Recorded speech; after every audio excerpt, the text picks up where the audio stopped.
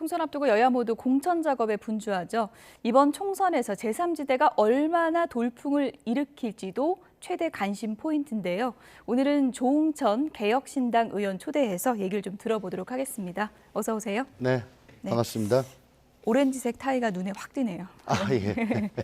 지금 어디서 오시는 겁니까? 예, 지역에서 오고 있습니다. 어저께부터 지역에서 활동하고 있습니다. 남양주 갑 지역 출마를 선언하셨는데 네. 이렇게 되면은 뭐 지역구 3파전 구도로 치러지는 거잖아요. 그렇게 되겠죠. 뭐 민주당 쪽에서는 그렇게 되면은 국민의힘만 뭐 어부질이 되는 거 아니냐 뭐 이런 얘기도 나올 수 있을 것 같은데 어떻게 보십니까? 제가 지난 21대 때 거의 60% 가까운 득표를 했던 곳입니다. 예. 워낙에 그 진보 쪽 그 당세가 강한 곳이어서 제가 나가더라도 국민의힘이 그렇게 어부지리를 얻기는 쉽지 않은 곳입니다. 네. 뭔가 유권자 표심으로 단일화 효과를 누릴 수 있다고 보시는 건가요? 단일화는 힘들 겁니다. 단일화는 힘들고요. 예. 이원욱 의원은 경기 화성을 출마 선언을 했는데 어떻게 보면 이제 두 분이 좀 뭐 화성 벨트, 남양주 벨트 이런 걸 구축하기 위한 목표다 이렇게도 해석할 수 있을까요? 네네. 아무래도 저 민주당세 과거 이제 제가 또 이원욱 의원이 현역 의원으로 거기 있었잖아요. 예. 그러면서 민주당세가 좀 강했던 곳이죠. 그렇기 때문에 저희가 신당으로 나갔을 때 뭐 국민의힘한테 어부지리를 줄 가능성은 별로 없고요. 또 저희 나름대로 또 의정 활동 열심히 했고 또 저희 개인적인 지지 기반도 꽤 있다고 생각을 합니다. 그래서 저희가 진정성을 가지고 지역 주민들한테 호소를 하고 또 열심히 하면은 또 상당 부분 득표가 될 것이고 또 국민의힘 혹은 더불어민주당 그 어느 쪽에도 두 분의 양대 그 정당의 후보가 그 진영 논리에 투철해 가지고 그쪽으로만 주장하시는 그런 분들이 계신 곳이라면 아마 저희 신당의 주장이 훨씬 더 명료하게 들릴 수 있는 그런 곳이라고 생각합니다. 예. 이준석 대표 같은 경우에는 지금 뭐 전략적인 고민을 하고 있다고 하는데 수도권이냐 대구냐 여러 가지 얘기가 나오고 있는데 어느 쪽 가능성이 좀 높다고 보세요? 저는 대구보다는 수도권 가능성이 더 높다고 보여집니다. 왜냐하면 수도권 의석이 훨씬 더 많고요. 아무래도 이제 대구는 벨트를 구축하기가 좀 힘듭니다. 저희가 전 지역구를 다 출마시키기가 지금 불가능한 상황이라고 지금 일단은 보여지지 않습니까? 그렇다면은 선택과 집중을 해야 되는데 그게 바로 그 벨트고요. 그래서 서로 시너지 효과를 내기 위해서 가급적 인접 지역구에 모아가지고 나가야 됩니다. 그러려면은 아무래도 촘촘하게 지역구가 있는 서울이나 수도권 쪽으로 나가는 게 전략적으로 맞다고 봅니다. 수도권도 굉장히 좀 보기가 많아서 뭐 이준석 대표가 과거에 뭐 출마했었던 뭐 노원이냐 아니면은 뭐 어느 지역이냐 여러 가지 좀 선택지가 있을 것 같거든요. 네. 그러니까 아까도 말씀을 드렸다시피 양대 정당의 후보가 진영 논리에 굉장히 충실한 그런 분들이 나오시는 곳이라든가. 예를 들면 어디가 있을까요? 저희 남양주 병 같은 곳이 그런 곳일 수가 있겠습니다. 김용민 의원과 조광안 전 시장 그런 곳이 될 수가 있겠고요. 아니면은 특정 지역, 특정 당의 절대적 우세 지역인데 공천 경쟁이 굉장히 심해서 경선 결과에 대해서 깨끗이 승복이 되지 않는 그런 지역이 있을 수가 있습니다. 그러면은 그 경선이 끝나고 난 뒤에도 후유증이 굉장히 크기 때문에 또 상대당은 그 약세고요.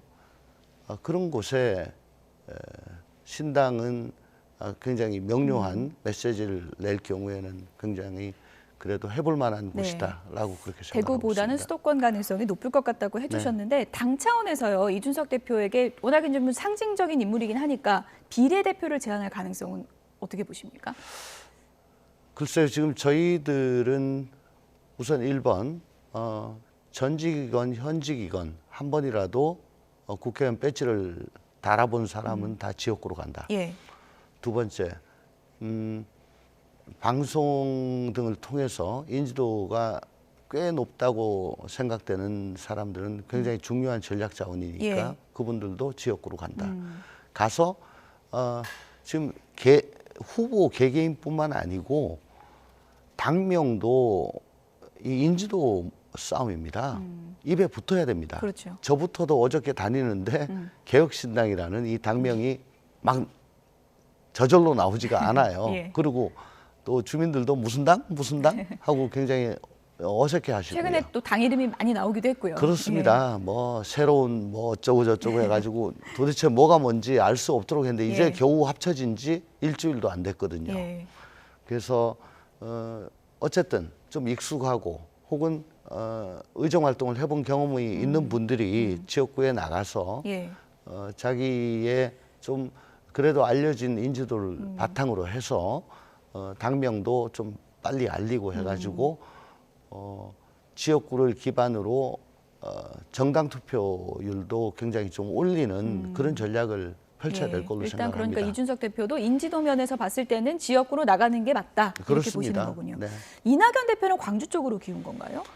저희는 그렇게 하시기를 그 전부터 소망하고 있습니다. 예. 좀 나가주시기를 바라고 있습니다. 아무래도 광주에서 사선을 하시고 또 전남 도지사까지 하시고 광주나 전남 쪽에서 뭐 인지도는 더 이상 뭐 필요가 없으신 분이고요. 또 지역 기반도 탄탄하신 분이고 하시니까 저희가 어떻게 보면은 양대 거대 정당에서 이탈한 세력들이 합쳐가지고 예. 뭉친 그런 신당 아니겠습니까? 그 중에 한 축인 이낙연 대표 쪽에 그 세력이 또 호남을 중심으로 해가지고 바람을 좀 일으켜 주셔야지만이 저희가 당초 목표한 그런 의석을 좀 얻을 수 있겠다 그렇게 생각하고 있습니다. 본인도 조금 수긍해가는 분위기인가요? 어떻게 읽으십니까? 지금 그렇게 할 필요가 있겠다라는 거는 굉장히 이제 수긍을 하시는데 다만 단 한 가지 난 총선 출마하지 않겠다라고 예. 그 전부터 말씀을 많이 하셨거든요. 그러니까 정치인이 한번 내뱉은 말을 예. 그렇게 쉽게 거둘 수 있겠느냐. 그거는 총선 불출마 말씀을 하신 거는 이 양당 정치의 폐해를 어떻게든 이번 총선 때 이걸 깨보겠다 하는 배기종군을 하겠다. 그런 개인의 다짐을 말씀하신 건데 예. 꼭 불출마하시는 것이 양당 정치의 폐해를 깰 수 있는 길이냐. 오히려 출마하셔서 3당이 신당이 더 많은 의석을 얻는 것이 양당 정치의 폐해를 네. 깨는 길 아니냐. 그렇게 생각이 되시면은 아마 과거 불출마 선언을 하셨던 거를 걷어들이는 이유를 예. 국민들께 설명을 드리고 출마 선언으로 바꾸실 걸로 저희들은 기대를 하고 있습니다. 예. 지금 뭐 개혁신당의 양두마차라 그러면 이준석, 이낙연 대표 이렇게 얘기할 수 있는데 많은 분들이 뭐 그간의 이제 통합 과정에서도 그렇고 두 사람이 케미가 맞을까? 서로 좀 충돌하지 않을까? 총선 전까지 이런 또 우려를 하는 분도 많거든요. 좀 지켜보시면서 어떤 생각이 드셨습니까? 뭐 케미뿐만 아니고 뭐 출신 지역, 네. 뭐 성향, 다 다르죠. 나이, 뭐 완전히 극대 극이죠. 그렇지만 극과 극은 통한다고요. 저희가 지금 최고회의를 2번 했습니다.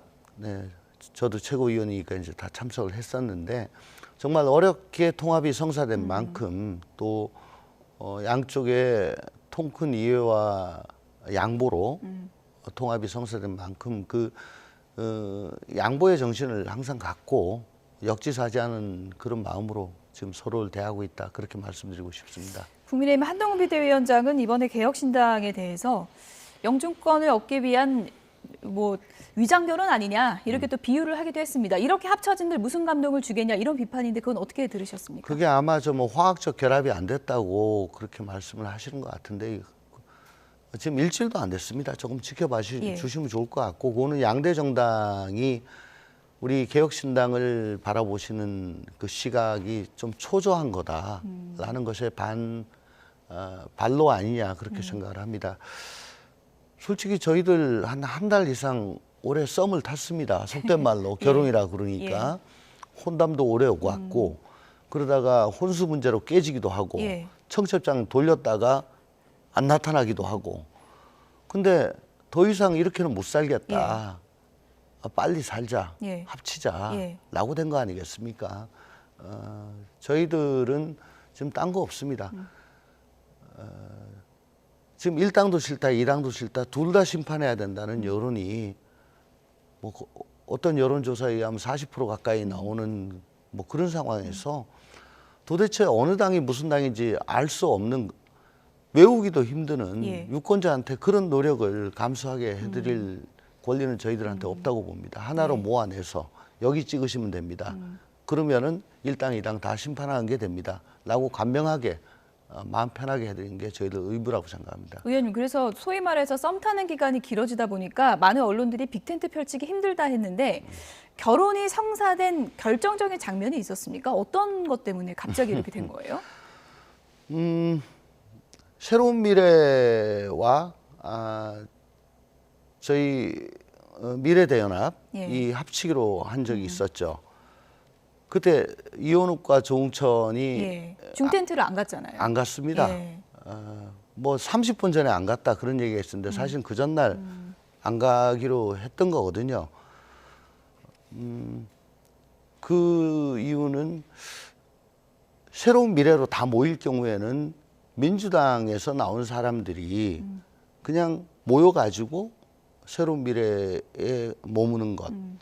자칫 잘못하면은 이 상태로 그냥 끝나버릴 것 같은 그런 위기감이 있었습니다. 그래서 이원욱 의원과 저는 정말 깊은 고민 끝에 원칙과 상식이라는 원래의 이름으로 다시 중 가운데 남아서 담대한 제안을 하고 양쪽을 자극을 해서 갑질을 하자. 어떻게 갑질을 하느냐? 지금 시중에 나와 있는 국회의원 배지가 4개인데 2개는 양쪽으로 간다 치고 그러면 우리 2개가 남아 있는데 50% 아니냐? 우리 말대로 하자. 안 하면 우리는 그냥 중간에 남아 있는다.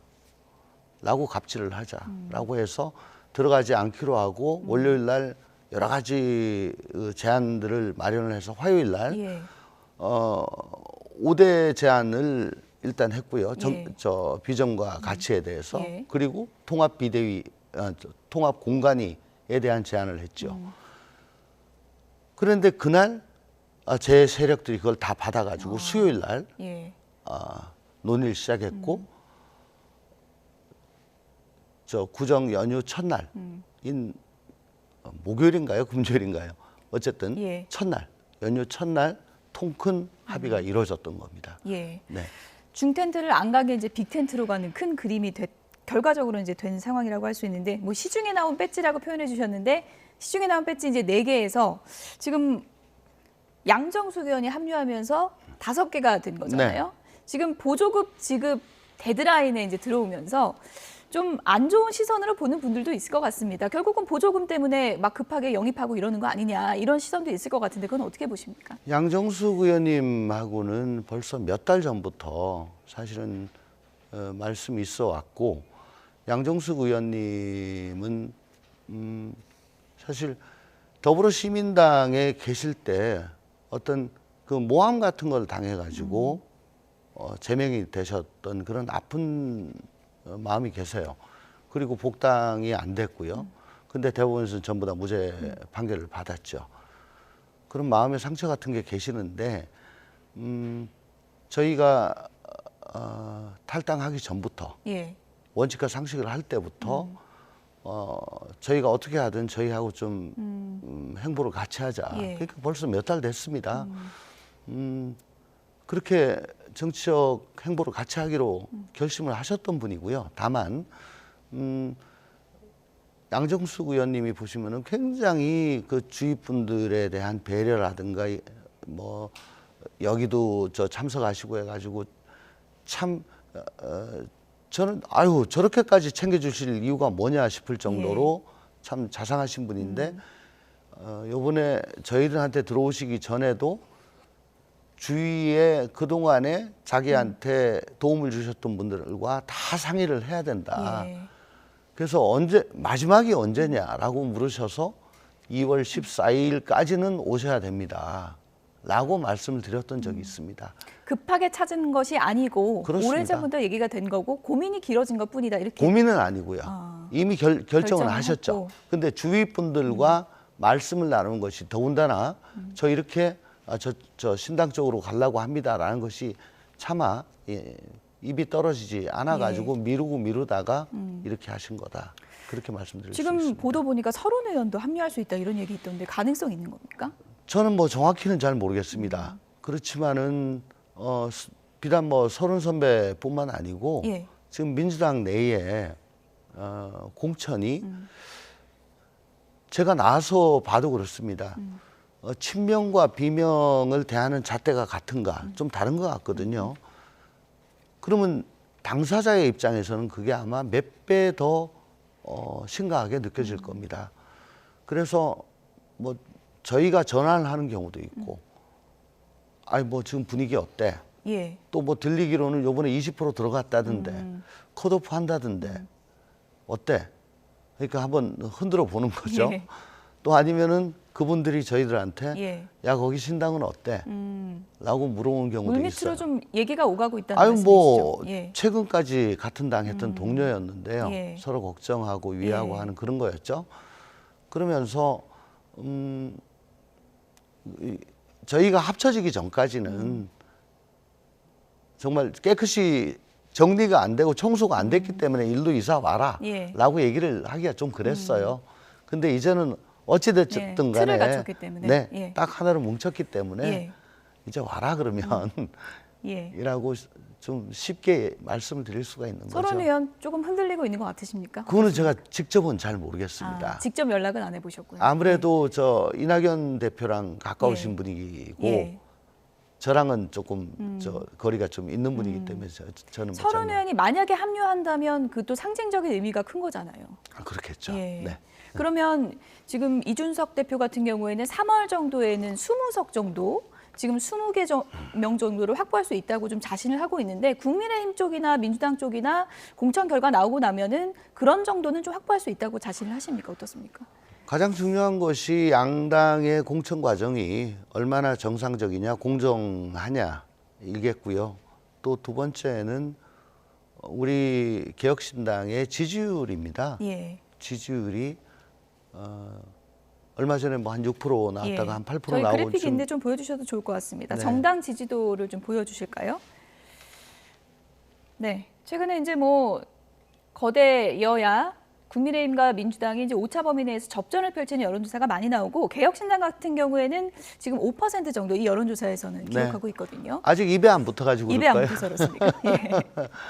그럴 건데 아무래도 이제 합쳐지고 저희가 양대 정당이 공천으로 좀 파열음이 나고요. 예. 또 야 이거 이재명 당으로 만들려고 하나 보다. 윤석열 당으로 만들려고 하나 보다. 이런 느낌을 주는 사이에 저희들은 양대 정당이 그동안에 도대체 해내지 못했던 그런 일들을 저희가 캐스팅 보트를 가지고 이런 일을 하겠습니다. 라고 이제 앞으로 계속 발표를 할 거거든요. 그리고 그 사이에 전문가들도 좀 모셔오고 하면서 비전을 좀 보여드린다면은 지지율은 좀 올라갈 겁니다. 그리고 양당 모두를 견제해야 된다는 분들이 예. 한 40%좀 되기 예. 때문에 예. 지금 41% 정도 예, 41%. 총선의 의미를 양대 네. 정당 모두 견제해야 된다 이렇게 답했더라고요. 그러니까 저희가 제대로만 만들면은 예. 저분들을 다 저희 지지로 받을 수가 있다는 거잖아요. 그죠? 양당 모두를 견제를 한다는 거니까요. 근데 지금 뭐 5% 6%밖에 안 되니까 이제 저희 하기 나름에 따라서 저희 지지율은 굉장히 올라갈 여지가 많다. 그렇게 생각합니다. 민주당이 오늘 단수 또 공천 그 후보자 명단을 발표를 했는데 이제 고민정 의원 같은 경우에 이제 단수 후보자로 이제 결정을 했고 홍익표 이제 의원도 이제 들어가 있는 상황이고요. 앞으로 이제 공천 결과가 민주당에서 계속 나올 텐데 어떻게 보십니까? 좀 이른바 친문, 친명 누가 더 많이 좀 컷오프 되는가 이런 것을 좀 눈여겨볼 필요가 있을 것 같은데 어떻게 예상을 하십니까? 지금 단수 공천된 지역 보니까 뭐 고민정 의원을 제외한 나머지 지역은 뭐 험지거나 혹은 경쟁자가 없는 그런 곳으로 보여지고요.